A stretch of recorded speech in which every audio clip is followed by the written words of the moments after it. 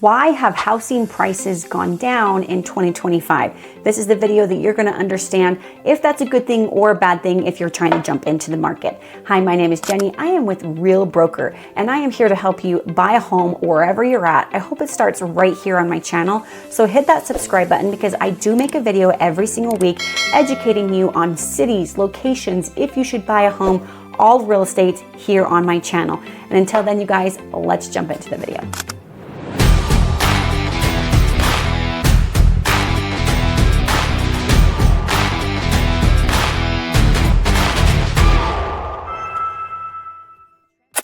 In this video, we're going to be going over 4 different reasons why the housing prices have gone up. 1, the affordability crisis that we're in and what that means.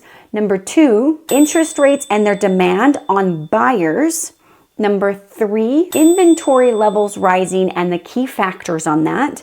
Number 4, what sellers need to understand about today's psychology for buyers in this market, all coming up in this video. In order to understand the affordability crisis, we first need to know where we're at with the affordability in a home. You might know, but I'm going to delve deeper into that and actually give you some numbers and some statistics on that. First and foremost, I'm just going to read this little paragraph on my computer. In fact, let me screen record it so that you guys can see what I'm reading right here, okay? So right here is, over the past 2 decades, home prices have surged significantly, outpacing income growth and making home ownership increasingly unattainable for many. In 2000, the median home price was approximately 171% of the median household income. We've seen that to be true. By 2024, that figure has risen to 354%. We're all feeling it, aren't we? Indicating that buying a home today is more than twice as expensive relative to income compared to 2000. It is growing disparity, which has led to substantial portion of potential buyers being priced out of the market, reducing demand and exerting downward pressure on home prices. There's a lot of factors that go into what we just read right there, right? So let's jump over to seeing what the actual market is happening right now, okay? So these are the statistics I'm pulling literally for today in this video, the day that we're recording this. So you can see this is the day I'm recording this video. Looking at the entire market, not just a zip code, we're looking at entire Utah. The average days on market are 60. That's very healthy. We're at a healthy rate on that one. The average list price is $683, but the average sold price is $670. A lot of those numbers get up and up and up due to the Wasatch County. So I'm going to actually adjust that because that is higher than the average median price in Utah because of Park City. And the number of sales, which is 3,000. Let's play around with this a little bit so you can see what I'm looking at. 1, let's just change it to the county. Let's just change it to Salt Lake County. Okay, Salt Lake County, 52 days, 628. It's a little bit better, 620. Salt Lake is still pretty high though, right? No way is like, that's a huge, because we've seen it, I've seen it jump from 420 all the way up to 620. That's just crazy to think just in the last couple of years. Look at Utah County, 550. We're looking at 555 as the average house price, and number of sales, 725. A lot of those are new builds, and a lot of them don't put them on the website, so we have to factor that in too, that we might be having some different numbers, but we can't reflect them on the multiple listing website. 56 days, very healthy. And looking at the Wasatch County, you can see it definitely exponentially makes a huge difference. The Wasatch County's average price is $2 million.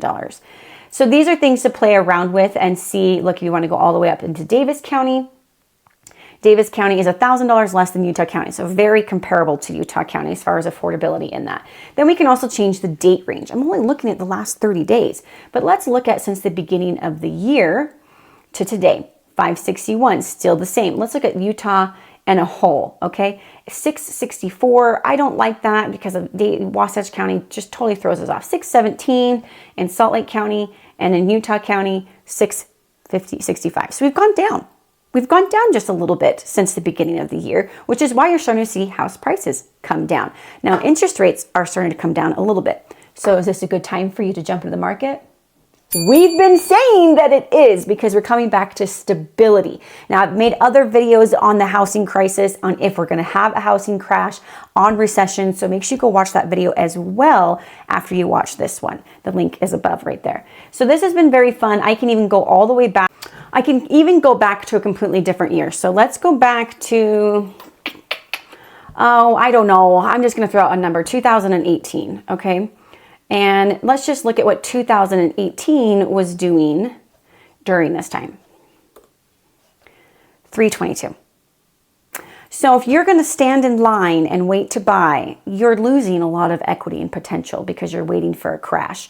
In 2018 and 2019 is when everybody kept saying we're hitting the tip of the market. And there was a lot of reasons why they said that. And that's because we had a lot of homes on the market and we had high numbers going up, and it was a great year. Honestly, people thought we were hitting the best of the best. Then COVID happened and we got even better in the real estate market. So we do not know where we're going, which is why people ask me, when is the right time to buy, Jenny? And I always say the same answer every single time. It doesn't matter who you are. It's if you can afford to buy the home, then buy the home. Because what's most important is that you focus on being able to pay that mortgage, and the equity will take care of itself. History has shown us that all throughout years. So just buy the home if you can afford the home. So contact me. Let's talk about it, right? All right, okay. Now let's look over at some different graphs over here. Let me stop recording that one. And now let's capture a different one. Okay.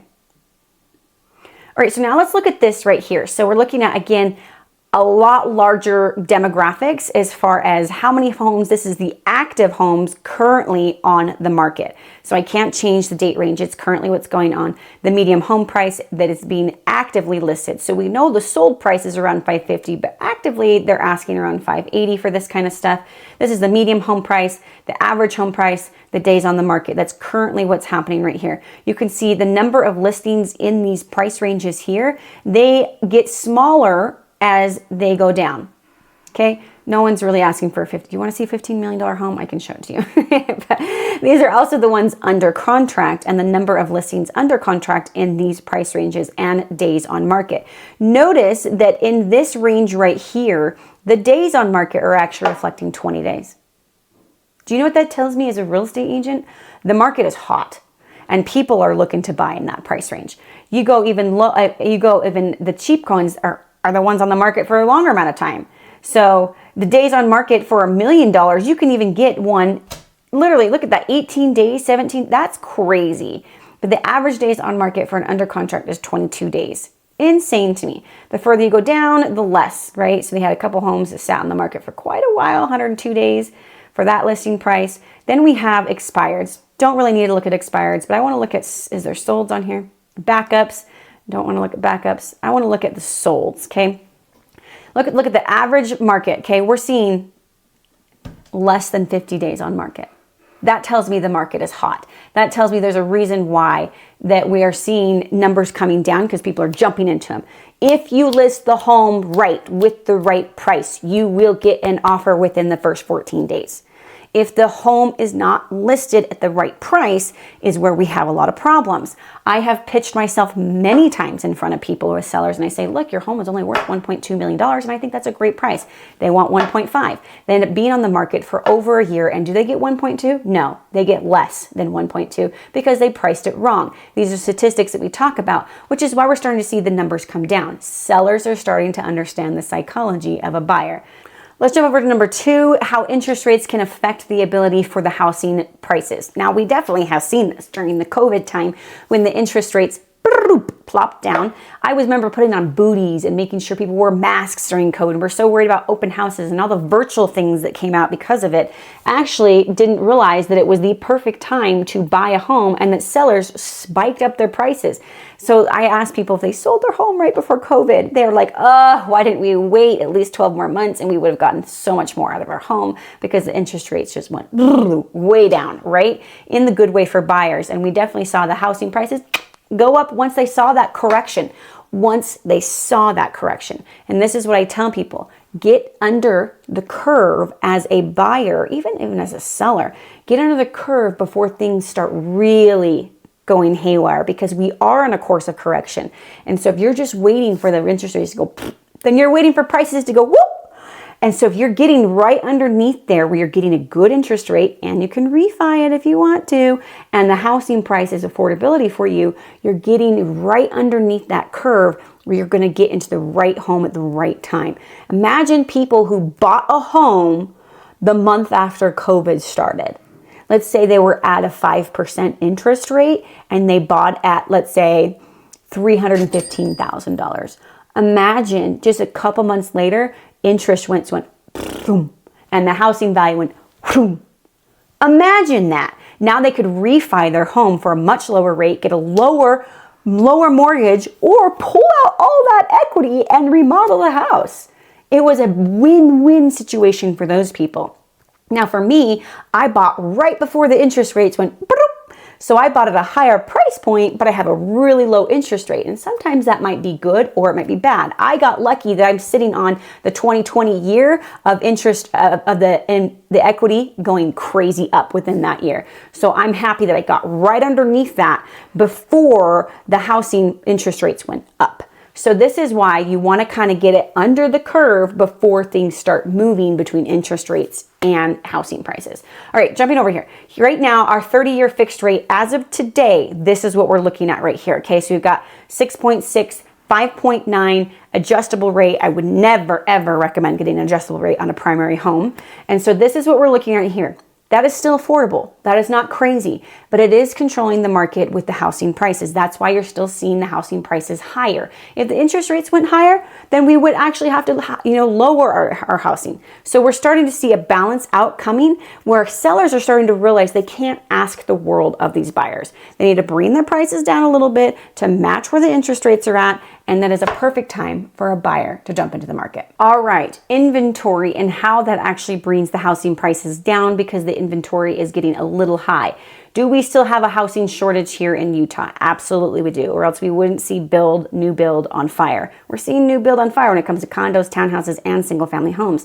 But we are seeing more of an influx of standing and existing homes, which is inflating the market just by a little bit, but that's pretty normal before pre-tax season. I'm going into spring. This story is probably going to change within 3 weeks. So maybe when you're watching this video, the story might be different.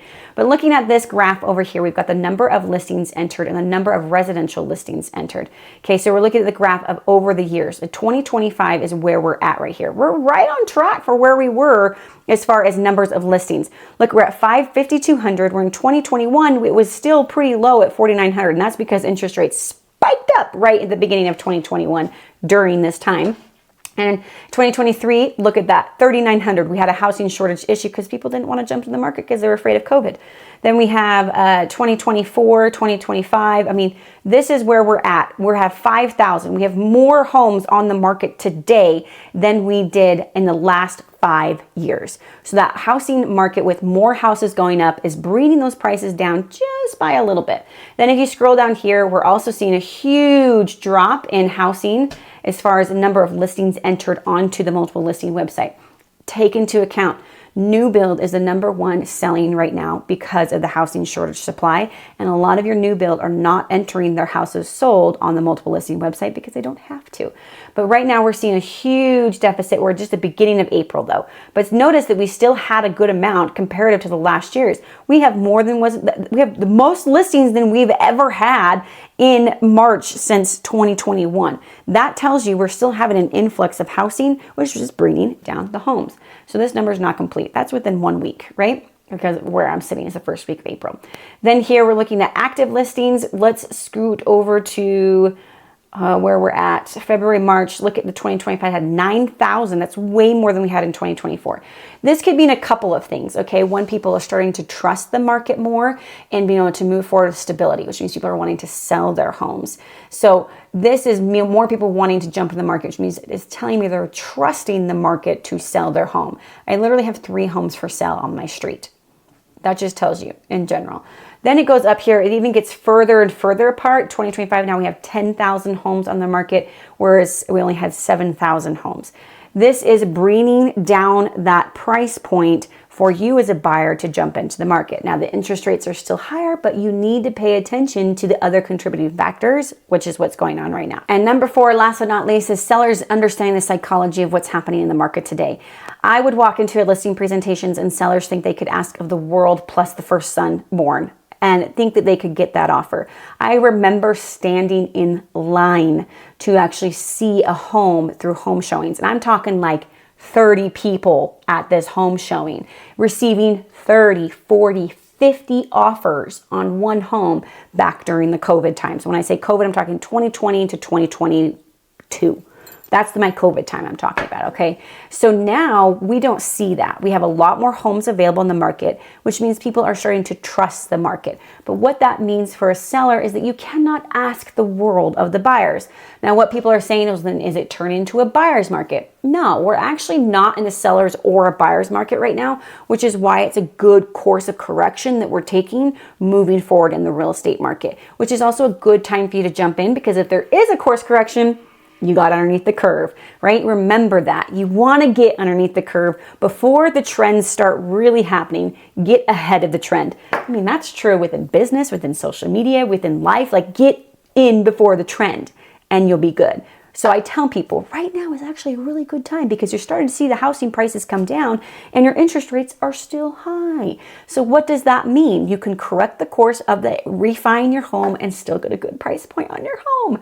If that doesn't make sense, leave a comment below and I can explain more to you about that. But if you're a seller and you're wanting to sell your home, obviously I want to have a listing presentation with you and explain this even further for your demographic, for the type of home it is, how old the home is, and really get into this in the nitty-gritty details for you.